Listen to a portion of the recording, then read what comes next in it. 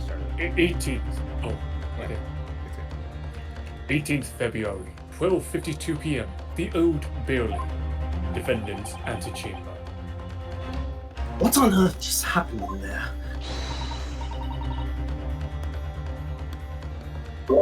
Mr. Naruhodo, I've managed to find out what happened. Miss Susato, I was told it was an advanced form of smoke grenade, a type of exploding device that releases smoke. a smoke grenade? It sounds like the sort of thing ninjas use. They are just making sure everything is safe now. I think the trial will start again before long. But who would have done something like that? The police managed to catch someone who was trying to flee the courtroom, apparently. Flee the courtroom? Why? Well, it's a young girl of around 15, I hear. A young girl? Then could it be the other passenger that Mr. McGill was just talking about? My thoughts exactly. So he wasn't lying. Oh, what's become of Mr. McGill, actually? There are so many things I need to ask him about, but he's not here. I think he was summoned to the prosecutor's antechamber to answer questions, along with the young girl. Who is she, I wonder? And what was she even doing here at the trial? She was taking a huge risk. For what possible benefit to herself? There's another matter that's troubling me. What's that? The 20 pence. Oh,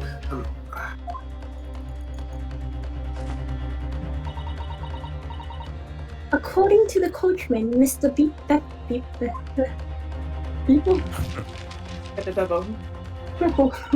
Beepus. Venus.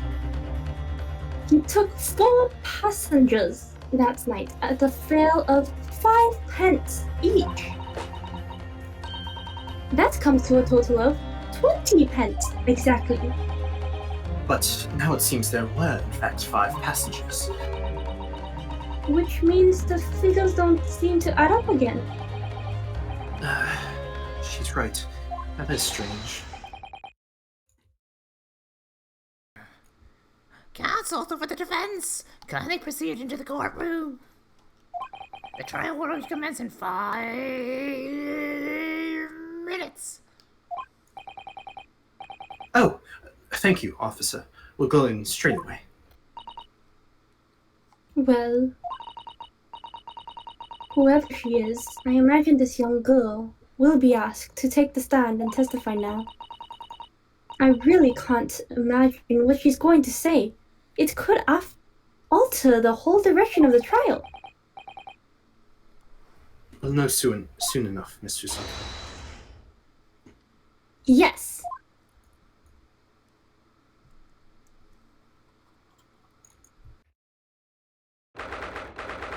'18th February, 1 p.m. The Old Bailey courtroom. Shit.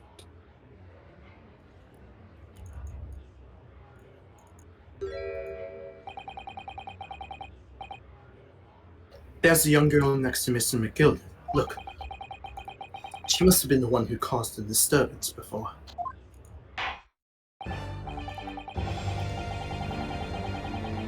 Well, after a rather eventful recess, the court will now resume the trial of Mr. Magnus McGill. Parliament, Lord Francis. My lord? I believe we have established the cause of the smoke and flame proceedings earlier. It seems to have been an advanced form of smoke grenade, of the sort typically employed by the army. Good gracious! The army? What in the devil's name? It was an elaborate attempt by a young girl to cloak her escape from the public gallery, but she was caught. And now occupies the stand.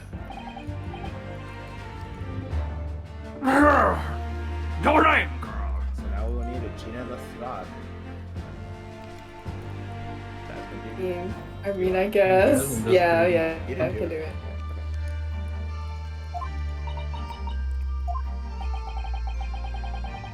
Are you responsible for the smoke grenade which induced such pandemonium here in my courtroom? What is the meaning of this deplorable behavior?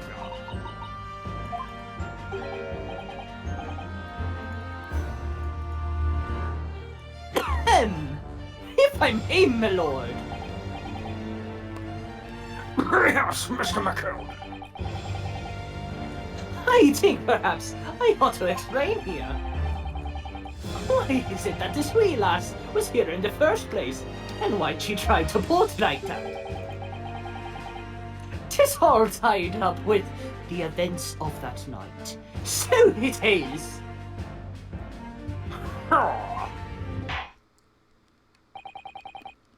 Very well, Mr. McKill. Give your testimony. You explain to the court exactly how this young woman is involved in the case. Just what did happen that night? It's not like a defense lawyer needs that information or anything. Baka. Young girl. On the night in question, I took the back seat in the omnibus and promptly nodded off. Then Begorra, a loud thud and a wee scream woke me up with a fair start. There was a fella collapsed on the floor at my feet, so I sat him up on the seat across from me.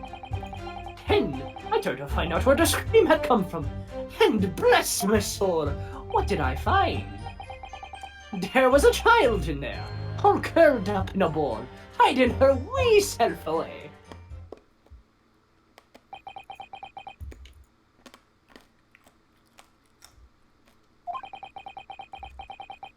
I remain somewhat baffled, I confess. But from what I gather on the night in question, this young girl was indeed riding in the omnibus. Is that correct? 'Tis exactly as the defense counsel said. This lass was the 5th passenger, my lord.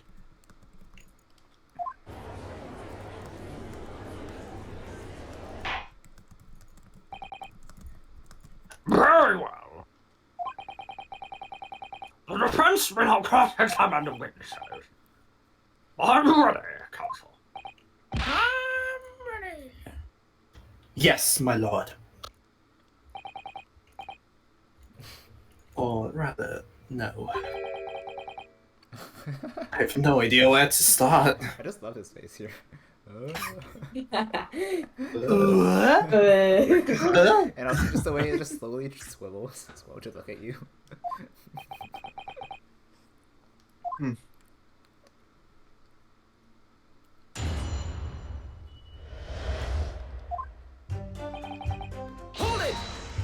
Hold it! And when you first got onto the omnibus, were there any other passengers already on board? There were not. The cabin was empty, and there was no one on the roof deck either. You were the first passengers aboard, I see. Aye, and that's why I took the backside I did. 'Tis the most comfortable, so it is. Could you explain exactly what you mean by the back seat? And by all means, 'tis how you already described it earlier. I'm talking about the seat opposite. The one in which the poor gentleman who was stabbed was sitting. Like I said, 'tis the most comfortable, and where I feel most at ease. And of course, I enjoy gazing through the skylight from time to time as well.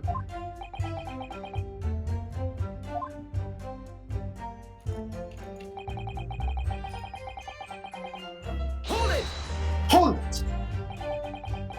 A loud thud, you say, and a scream.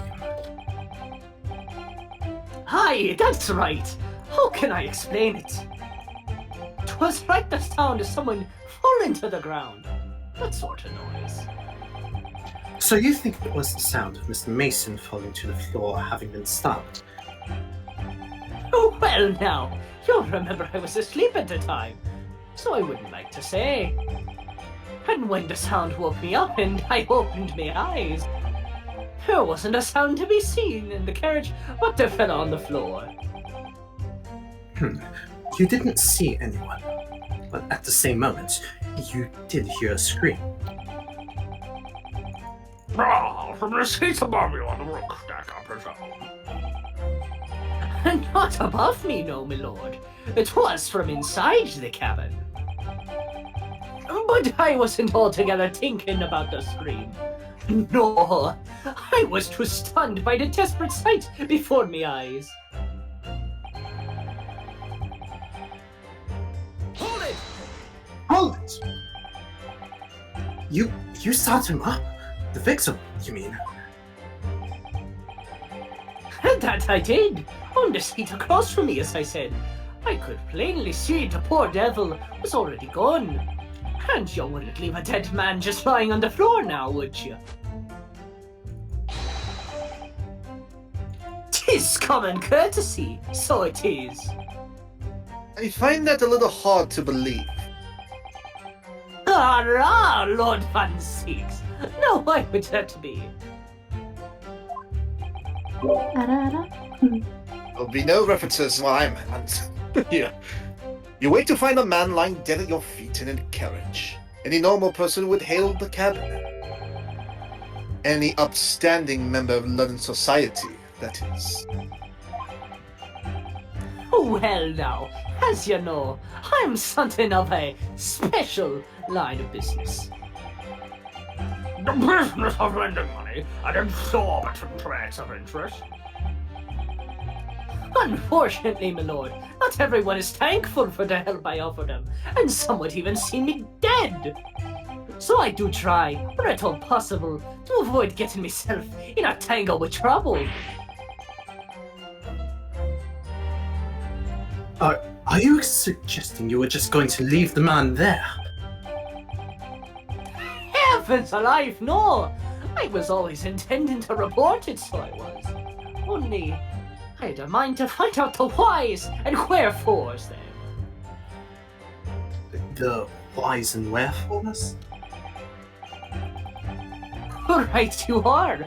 There were some details I wanted to understand before anyone else got to meddle in. That wee scream I heard, for example.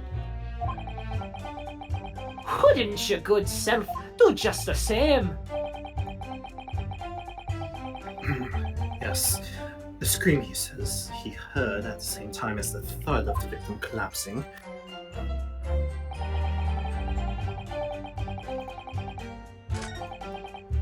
Hold it! Hold it! You say she was hiding herself. Aye, that's right. 'Twas hard to see in the dim lamplight, but she was all curled up in a wee ball. When our eyes met, well, me heart nearly stopped beating in me chest. You're really overacting this. Still in all, I pulled her out from under there and sat her on the seat opposite so I could have a wee chin wag with her. The seat opposite. That's right, just next to the dead gentleman over there.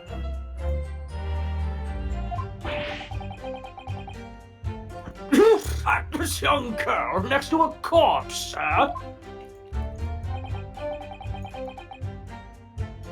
Well, as I'm sure I mentioned, a gentleman in my position can all too often find himself in mortal danger. So, I needed to find out just who this urchin was, you see.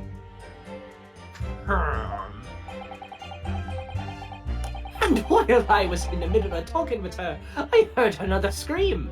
A fella's voice this time.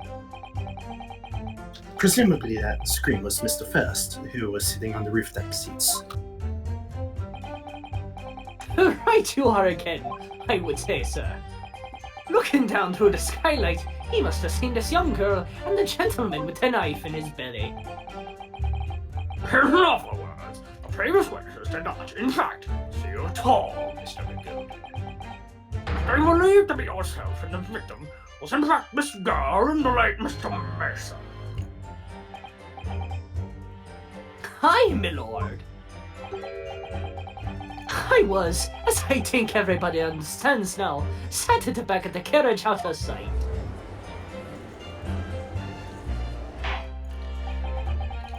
It is certainly plausible.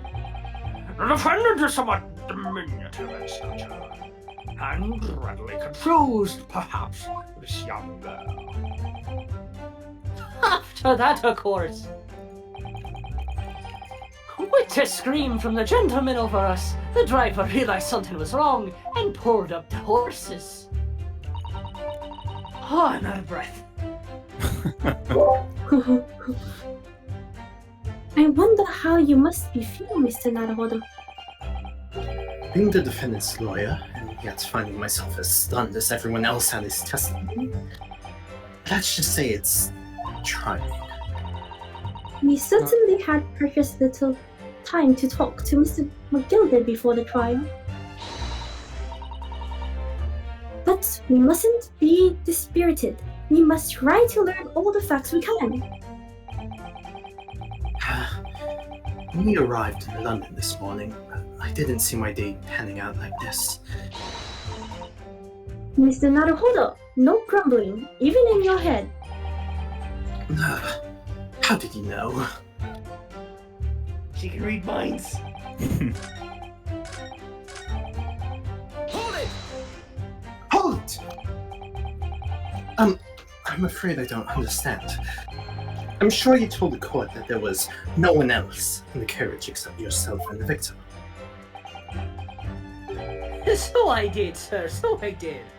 As far as I could see, that is. What do you mean by that? Well now, tis a queer thing. The wee scream I heard as I woke up. It came from, if you'll excuse the vulgar expression, under me backside. Good gracious! Under your backside? And when I lifted the seat on which I'd been sitting, I found there was a wee cubby hole there for storage.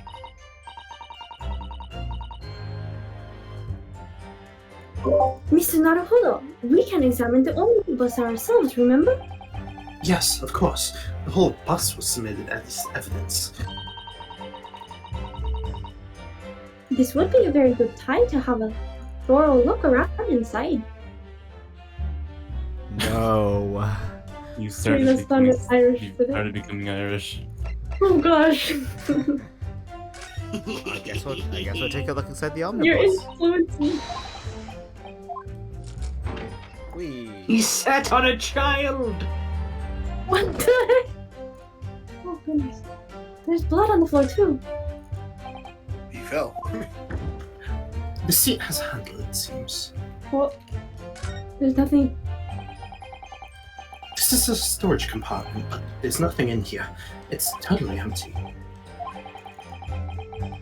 Something doesn't seem right here, but I can't put my finger on what it is. That's a good question. Small enough to put a child? Hmm. It's quite a large skylight, isn't it? What was that? Did we already examine the blood on the floor? Not yet. That's blood, isn't it? Is something wrong? No, it's just well, this bloodstain is so obvious, that's all. And yet, Van Zieks has made no mention of it. I suppose that does seem a little strange. Why do I have such a bad feeling about this? Why do I have a bad feeling about that?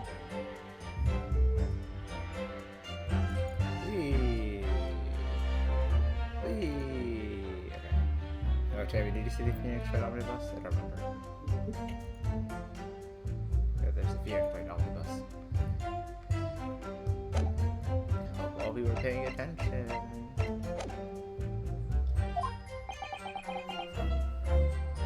And that's when I found her. Thank you, I've heard enough. The events as explained are clear in my mind. However, at least one conundrum remains. Who is this girl?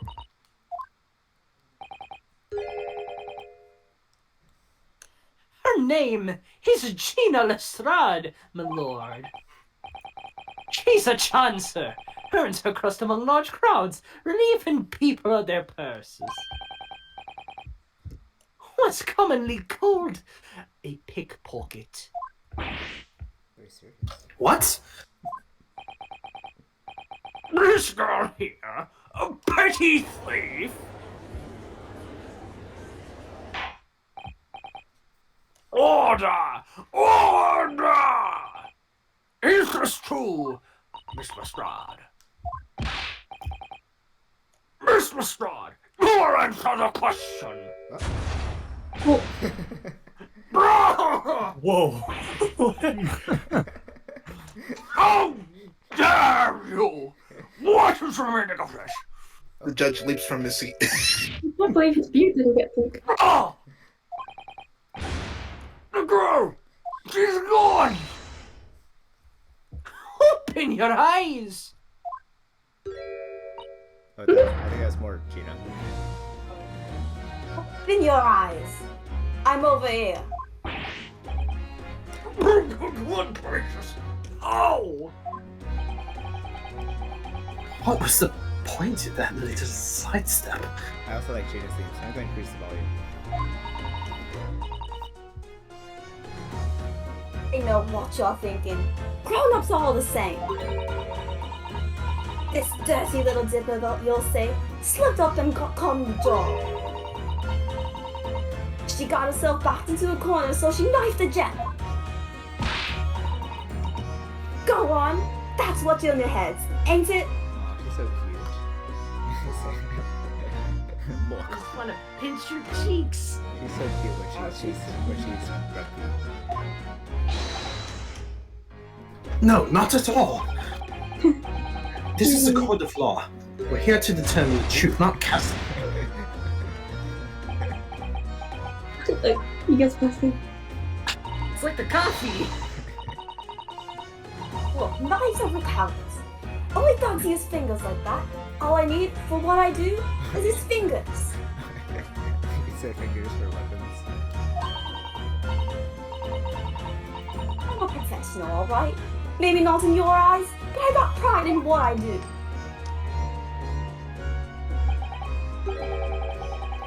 Let me guess. You don't count smoke guns among weapons for guns. This?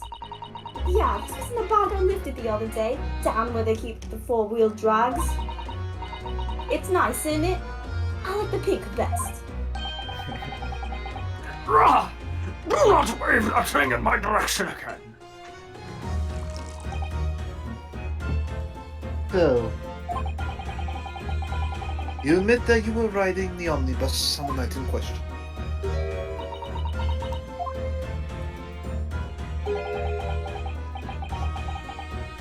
It's alright, lass. You can tell him the truth now. Alright, yeah. It's just like the Irishman said.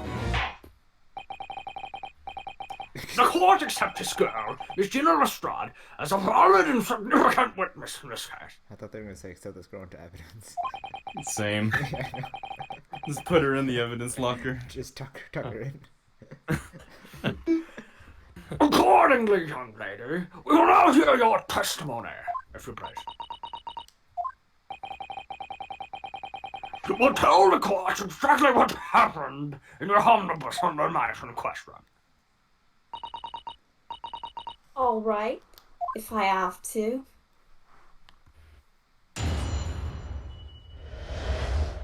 What the girl saw. So I snuck inside the carriage before they hooked up in the horses, just like always. But it was a rad old waste of time. I got nothing to show me for troubles that night. I'll tell ya, you can't see a blind thing in that hiding place. It's pitch in there. Then after a while, I hear this loud bang. Nearly jumped out me skin, I did. And the scream just came out. It's because of that this swell found me. It helped me get away, mind.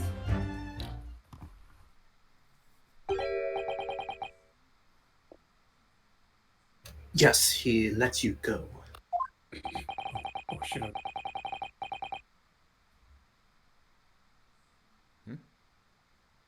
I fail to understand why you would let this street urchin go, Mr. McGillicuddy. Oh, 'tis simplicity itself, my lord. You see, she couldn't possibly have killed the other passenger. I know that for a fact. How? As I'm sure I said before, sir.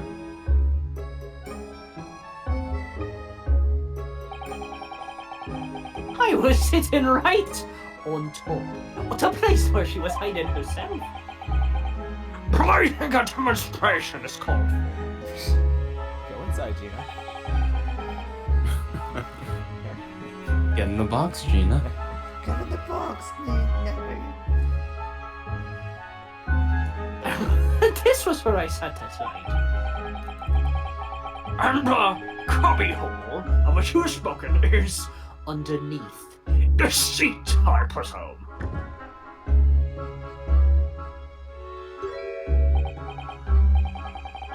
Oh, yes. It does appear just large enough to accommodate someone of the girl's stature. Aye, but of course, the wee lass was stuck in there. Because I parked myself on the seat for the duration. Oh, So, you see, that's why I let the lass bolt. I knew that if the police found her there, they'd automatically assume she'd done it. But I couldn't live with myself if a young life was ruined, and all the time I knew she was innocent. even though you must have realized your action would result in your own innocence being called into question. You're a nice guy. Not at all, my lord. Not at all. I knew in my own heart that I was innocent. So, I thought it was worth taking a punt on my own good name for the sake of this less fortunate lass. Tammy's muted. Or she's AFK. That was awesome. Being talked to by a child. Children. Tammy 2.0. My goodness! Oh no. What a perfect gentleman.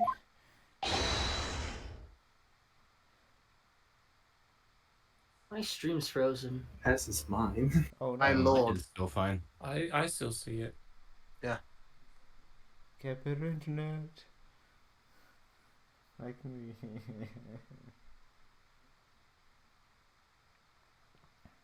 It's juror number one. Yeah. God. I got some. Yeah, I got stuck in this. Oh god, I made drink water. God, somebody stuck in my throat too. Juror number 1 saying, "My lord." My lord! Oh, he's spitting. I didn't even notice that. Do you see it yet? He also Yeah, does more. something else. Is the stream there yet? No. Oh. This fine example of a man cannot possibly be guilty of a heinous crime like this. I'm ashamed of myself for ever doubting you, sir. Oh. Yippee! Oh, gee. Good job, man.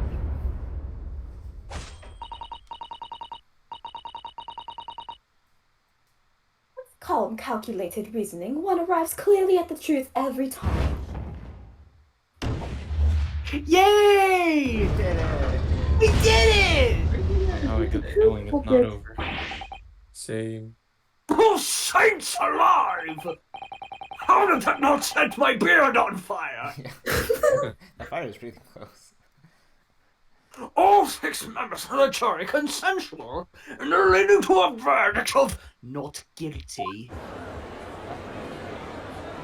Yeah, That means a ruling can come out, right? Mrs. Naruto, this. Well, it must mean. It must mean what? That we're victorious. We've won? Are you sure? objection. I knew he'd come in. Yes! What? Oh, he got a leg! Yes, sexy leg time. Yes! If the sight of my iron-heeled Wellington offends, pray do forgive the discourtesy. And by the way, yes, my leg is on my table right now. It's so beautiful. I think the first Oh, time. oh. Oh my god. Swansea Decency. stupid. God! His leg is hot. Oh no, it's hot. Oh no, his leg is hot. Oh, sorry. This... Dang it, man. Please go back.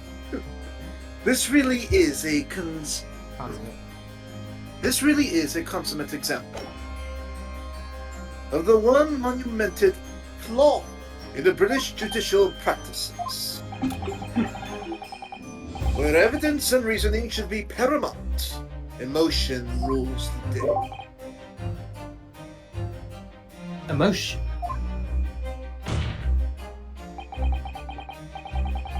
The witness's latest statement gives us a clear insight into his true nature.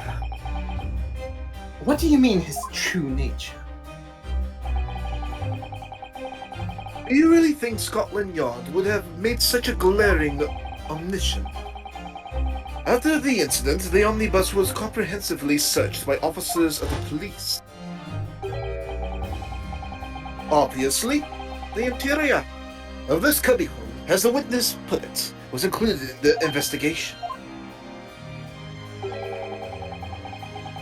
The compartment under the posterior seat was full of the coachman's belongings.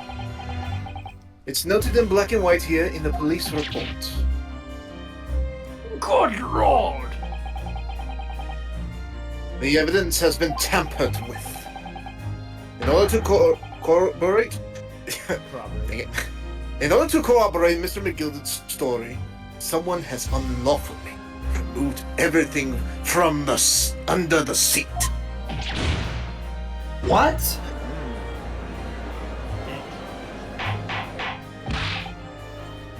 Order! Order! How could such a devious contrivance possibly have been effected, Counsel? Naturally, you must acknowledge the deficiencies of the constabulary in allowing to have this had this happen. However, I assure you, when the omnibus was wheeled into the courtroom this morning, the compartment under the seat was not empty. Well, my Nipponese friend? Me? When the carriage was submitted as evidence, doubtless you examined it in fine detail, as would any self-respecting practitioner of the law.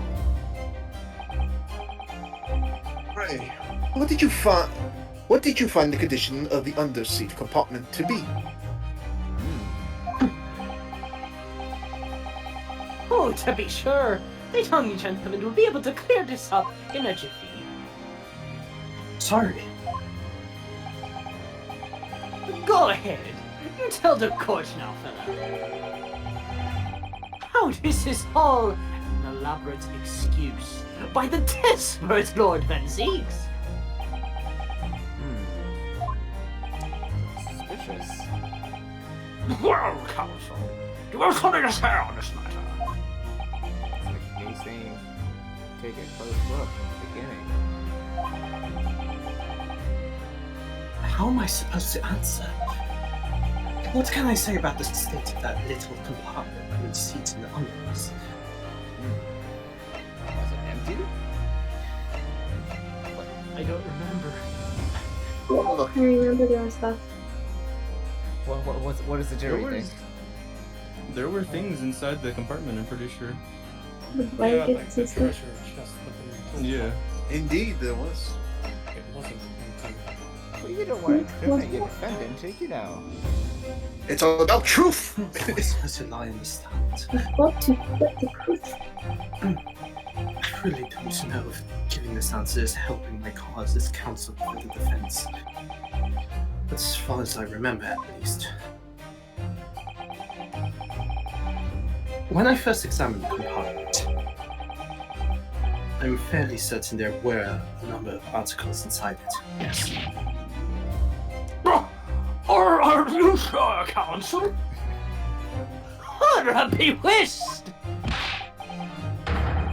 What are you saying now, you tough door? I thought you were on my side here!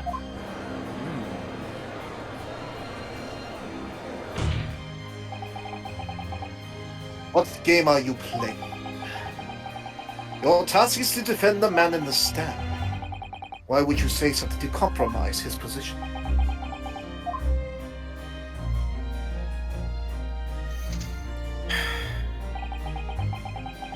As the advocate for the defense in this trial, I confess I'm still not entirely sure where I stand. But it seems to me that I should state what facts I do know as clearly and honestly as possible. Interesting. It is not altogether pleasing, fella. I'm simply telling the truth, Mr. McGilty. Well, don't forget that you're supposed to be representing me best interests here, lad. Now then. A fella's memory's a curious thing, and not altogether reliable. No, the court must consider the facts. That's their cubbyhole under the seat is as empty as the devil's heart, so it is. Just think, perhaps it would be in your best interest to admit that you might have been mistaken. He's gaslighting you. It would be in my best interest for the stream to live here is. Why do I feel like something's not right here? I should like the jury to weigh on this matter, I think. That compartment is designed to house equipment used to maintain the smooth running of the carriage. The Guild's rules state that omnibuses should be properly and fully equipped at all times, so it certainly wouldn't have been empty on the night in question.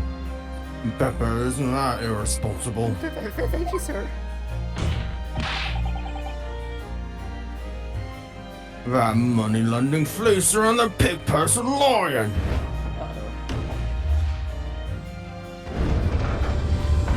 Oh no. Oh no! Oh, yes. Ah! Oh god. I can't believe I was nearly taken in. The stinking rich are always stinkers. Nothing but cowards, there are a lot of them. What? Oh no. Oh.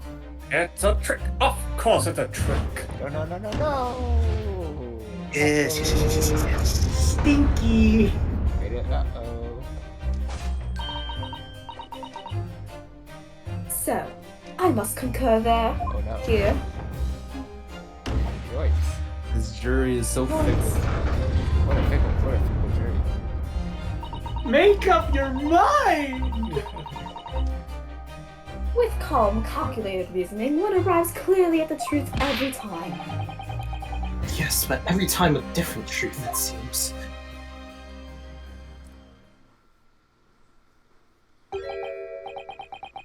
Lord, I humbly exhibit the scales of justice.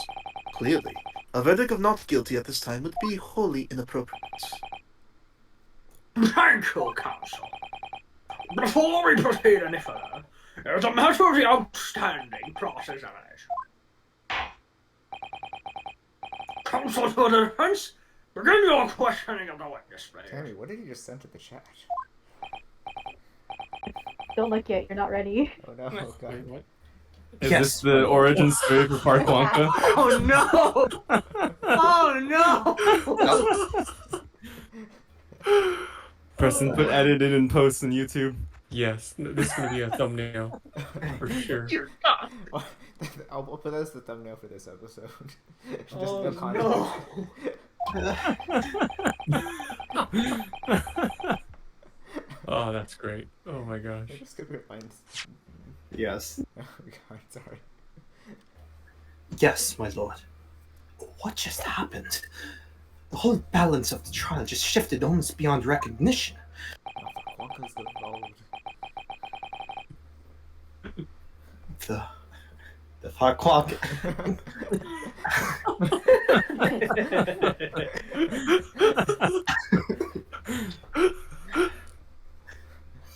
The Reaper of the Bailey is at work, it would seem. Hey, Banksy, can you put on a Farquonka from now on? What did that even sound like? Like that. That's Farquonka. Oh yeah, What are you talking about? I am Farquonka. So powerful. Hold it! That's where open money Hold it! comes from. I like the fonts. Thanks, I need it.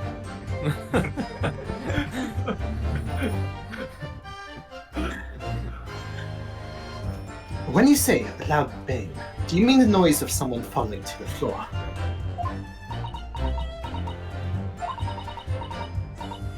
Have been, I suppose. Oh, sorry. I don't remember very well. Or so well. Point is, it made me jump. And he let out a scream involuntarily. That's right. Then I felt the cushion over me and get light all of a sudden. Presumably when the defendant got up in order to help the victim, yes.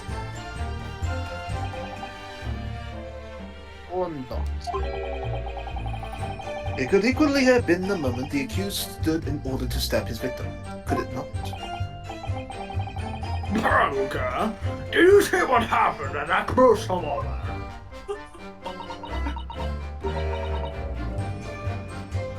Yeah, I saw it. I pushed up the cushion and had a quick butchers while I had the chance, didn't I? The Irishman was sitting up the bloke who had fallen over the floor to the opposite. That matches Mr. McGilda's account, of course. Then, the fellow suddenly turns and looks right at me. I sunk back down again, but it was too late by then. I should never have looked risk looking.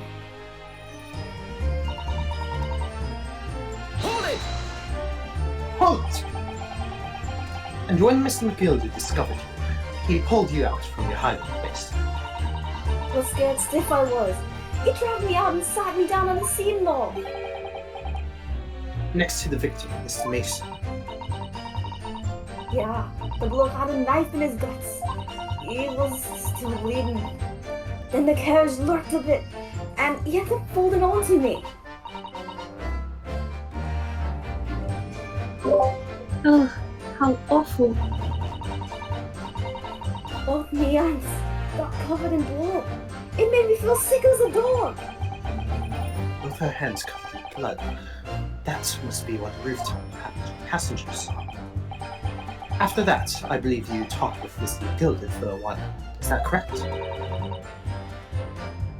He asked me some stuff. Wanted to know my name and what I was up to on that. Then I heard something from up above. Someone screamed. Yes, Mr. First on the roof deck. Well, I didn't want no one seeing my face, so I didn't look up. Then the horses were drawn up smarter than the Irishman says to me. Get back under the seat. I'll see that you can get away later.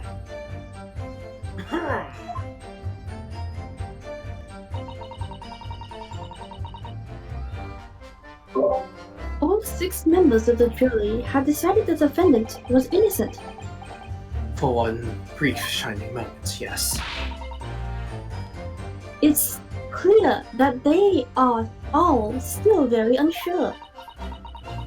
If we could just find some conclusive piece of evidence among this new testimony, I'm sure we can clinch the verdict we want. Yes, I think you're right. I have this niggling feeling. Something's been bothering me, but I just can't quite put my finger on it.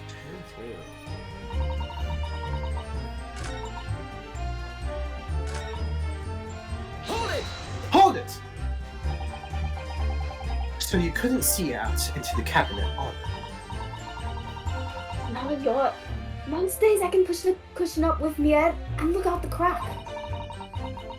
Then I can have a butcher's at one room gonna fiddle. I thought you were a pickpocket, not a butcher. I mean, I can have a look.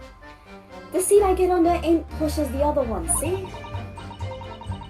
So most of the time, the passengers plant themselves opposite. But for some reason that night, this here Irishman spent the whole journey right over me head. And for that reason, you weren't able to push the cushion up to peek out. I see. Sounds like a plane going overhead or a motorcycle. Proof is, I ain't too happy in small dark places.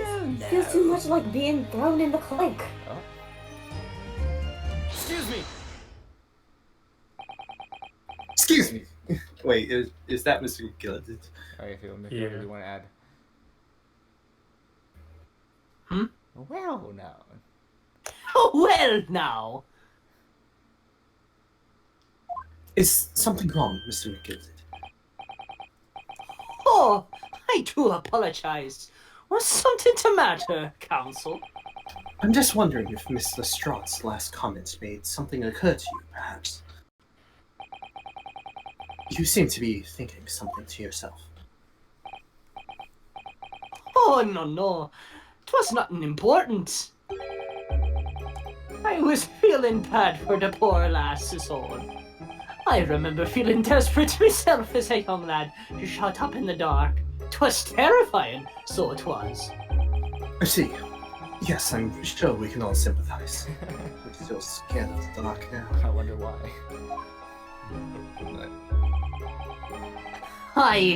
And I don't know about yourself. But I find that the darkness seems to make everything you hear seem that much louder as well. Yeah. I suppose it does. Maybe. Miss Lestrade, did you hear something that night? Anything? Unusual noise, perhaps?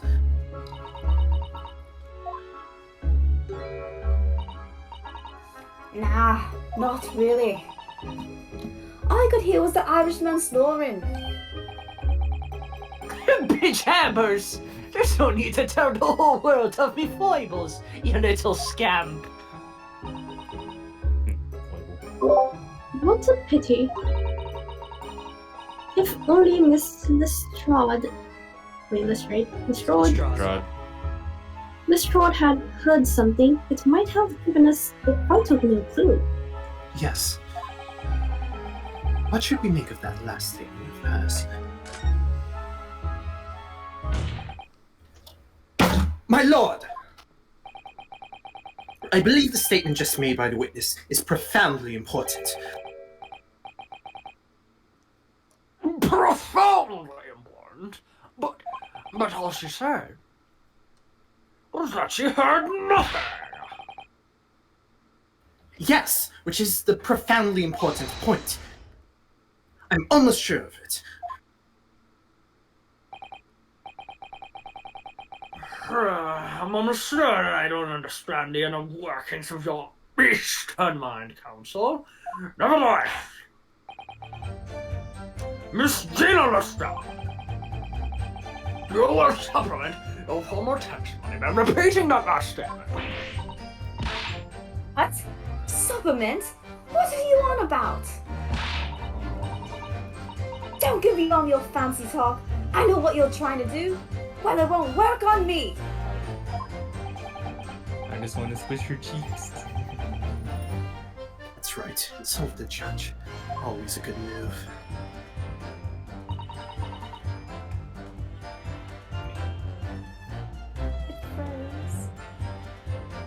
It's okay for me. You're fine with that. Oh, well, I can't see it. Oh, Gina.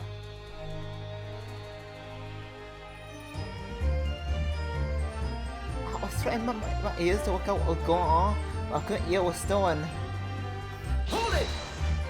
Hold it! So, you were straining to hear what was happening the entire time, since the moment you hid yourself. Back.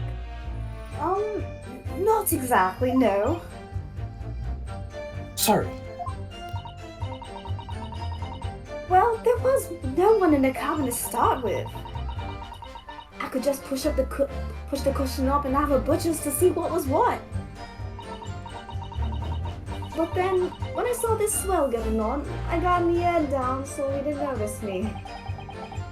And Mr. McGill sat on the seat under which you were hiding, correct?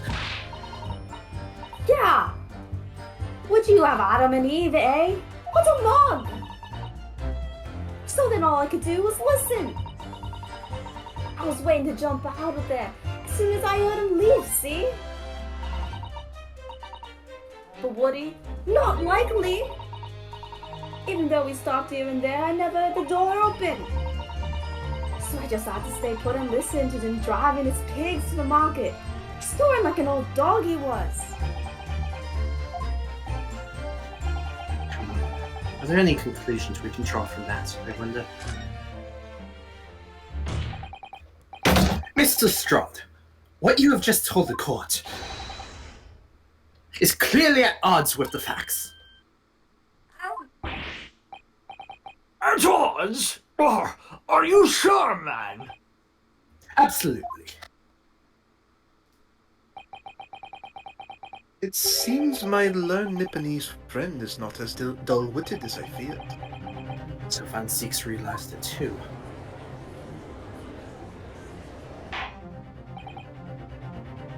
Counsel! I must insist that you bolster your claim with evidence, or some complicit party snare emerged. Yes, my lord. I expect you to demonstrate this alleged contradiction to the court. According to Miss Lestrade, whilst she was hiding in the omnibus that night, she heard nothing but the sound of Mr. McGill snoring. Think. What will you have in 500 years? What, Phoenix technology?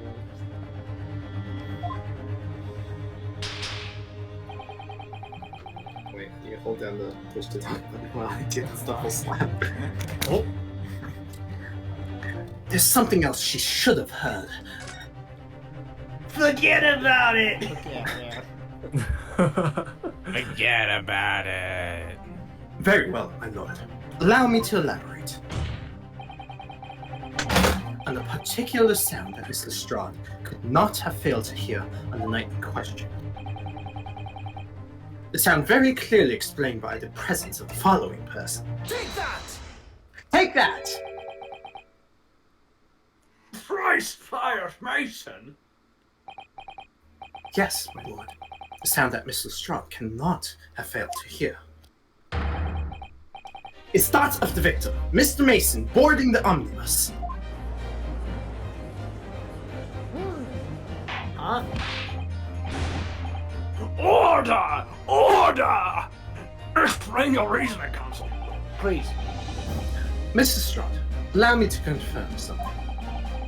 You claimed earlier that you were the first person on board the omnibus. Is that correct? Yeah, once I was. I got it while the driver was in the pub, didn't I? And the next person to board the omnibus was Mr. McGill.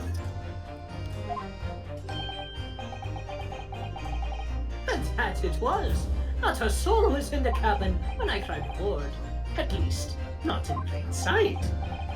So you were, to all intents and purposes, alone in an enclosed cabin of the omnibus at that time. Did I not just say as much? I wasn't traveling with anyone else, if that's what you mean. Yeah, I saw him get on, remember?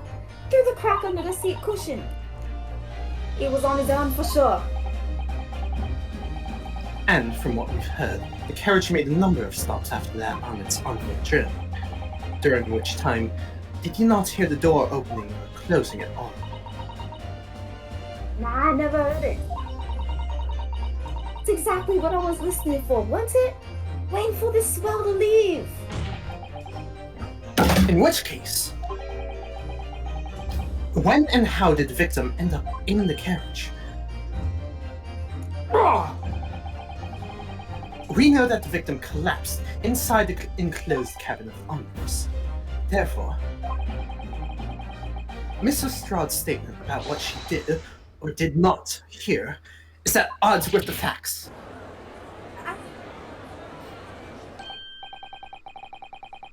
Yes, this petty thief's statement was clearly flawed. Lord Van Zeeks! Yes. He knew all too well that there was an inconsistency in Mrs. Strahd's statement.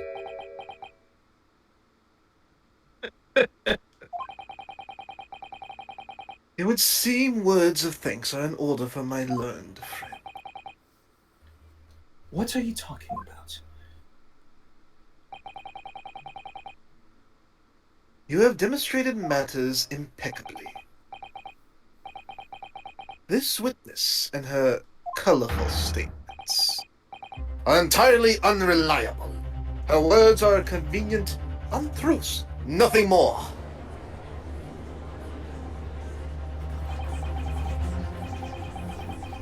Dead right. That makes no sense, whatever. Uh-oh. Uh-oh. Oh, Oh no. Grandpa! Randy. Damn! Grandma, Grand. Violence. She didn't even say anything. I didn't want to judge the dear little Maya just because she has some rather naughty ways. But I must say, I can't abide liars. Uh-oh. And neither can I. Uh-oh. Mr. Foreman, I didn't want to judge the girl just because she has some less than salubrious ways. But I must say, I cannot abide liars. Oh. Actually, that was like... Man, how many rolls of paper do they have?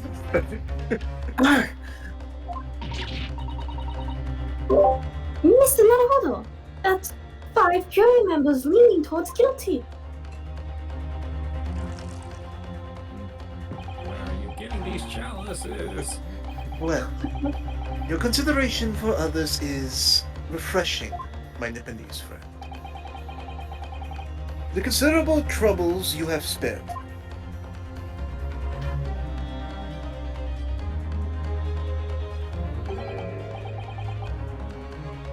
Yes, very refreshing. Ah! Gah! What are you playing at? Have you forgotten who you're working for, you useless Easter Ramadan? God. This is carnage. It's perfect. Jury number 2 is the only one left. Mrs. Naruhodo, the way this is going, I know. If we can't find some new way to convince everyone of Mr. McGillicud's innocence, the judge will rule and we'll have lost.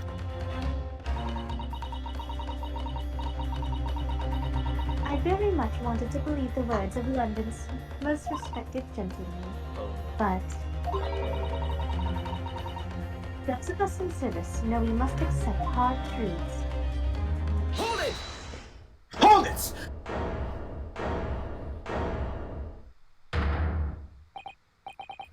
Yes, the witness's last statement seems to have revealed a critical inconsistency in her story. However, if we consider the possibility that her statement is in fact the truth, it may shed an entirely new light on this whole case. What are you saying? The council! Sorry, sir. Whatever do you mean? Council, I will not tolerate you attempting to prorogue my adjudication. Explain yourself at once! When the accused boarded the omnibus on the night in question, the victim was nowhere to be seen. Subsequently, the carriage door was not heard opening a single time, as testified by the witness in the stand. And yet the victim's body was found inside the carriage. If this petty thief's words are to be believed, how do you explain the victim's miraculous appearance inside the cabin of the omnibus?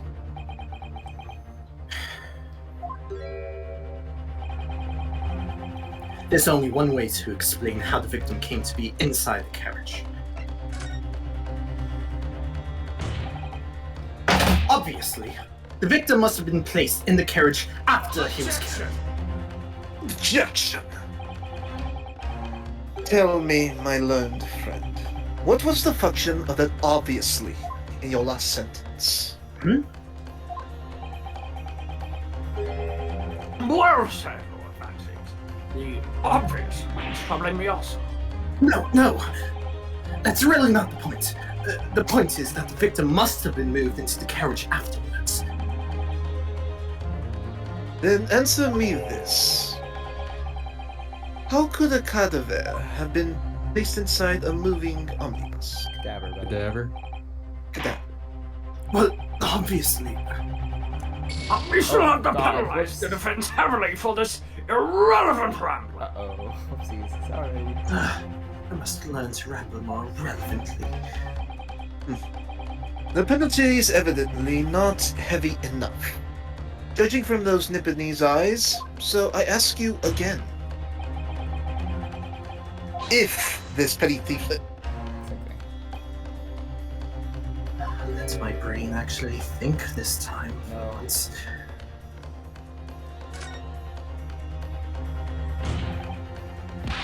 Clearly, he was in there already from beforehand. Objection! I'm just testing you. Tell me, my learned friend, what was the function of that clearly in your last sentence? Sorry. Actually, may have not. I actually thought it was the bottom one. Oh, sorry. It was really not the bug. Answer me this. By beforehand, to what specific point in time are you referring? Well, Oopsies. I'm not even gonna try with this one. I'm laughing, but Explain yourself. Okay, this time, I might actually have an idea that fits with the facts. Well, Mr. Rianosuke. It's my inner monologue, you don't get to comment on it. If the door wasn't opened even once, the only explanation is that the victim entered the enclosed cabin some other way. Objection! I wondered what new fantasy you would come up with in your blind panic. But behold, the omnibus here for all to see. we'll probably stop in a minute or two. Only one side of the enclosed cabin is finished with a door. The other has only windows. Fixed windows, which cannot possibly open. In short, there is no entrance to the cabin other than the door. Objection! Objection! But there could be. There's one possibility you haven't considered. Oh, really? Yes. One other way inside that isn't the door. Another opening, the use of which allowed the victim to appear inside the enclosed cabin. All right, Counsel. The defense will identify the location of the call. Here is the omnibus on which the incident occurred. Where north is this entrance by which you proposed the victim into the cabin. Of course! Take that! Had to be where he was looking 5 different times. The answer is obvious. It can only have been the skylight. I say, the skylight. Objection! Objection! Your ludicrous proposal almost has me lost for words, Nibbles. Objection! The skylight may well be large enough for someone to pass through. Objection! Objection. So you claim. But do you have a shred of evidence to support your addle-brained theory? Both Mr. McGilded and Mr. Strahd said the same in their testimonies. They each claim to have heard a loud thud, such as the noise made by someone falling to the floor. Yes, which has already been explained. The sound of the victim falling from his seat, having been assaulted with a death. Yes, it has. But would the man slipping from the seat onto the floor really have made such a loud noise as the witnesses described? Noise loud enough to cause Mrs. Strahd to let out an involuntary cry. What? Good gracious! Perhaps, in fact,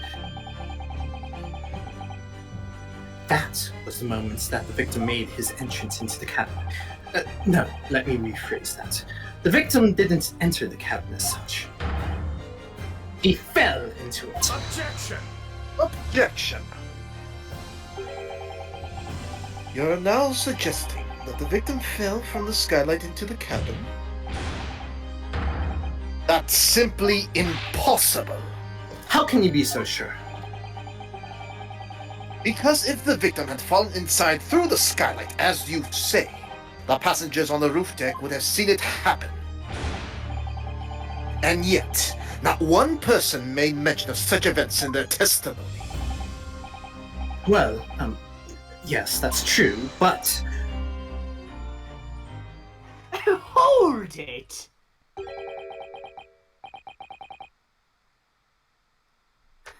Might a humble fella make a wee comment here?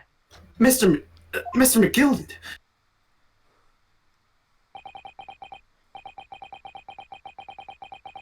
To be sure now, the 2 fellas who were sat on the roof that testified afore said nothing of the victim falling through the skylight. But it seems to me, my lord, that 'tis not so much a case of them not saying, but aye, 'tis a case of them being unable to say. No, I'm gonna stop it there. I'm sorry. Oh man, I was getting fired up. This is Oh, I have to go get Taco Bell. I have to, because it closed at 11:30. Taco Bell?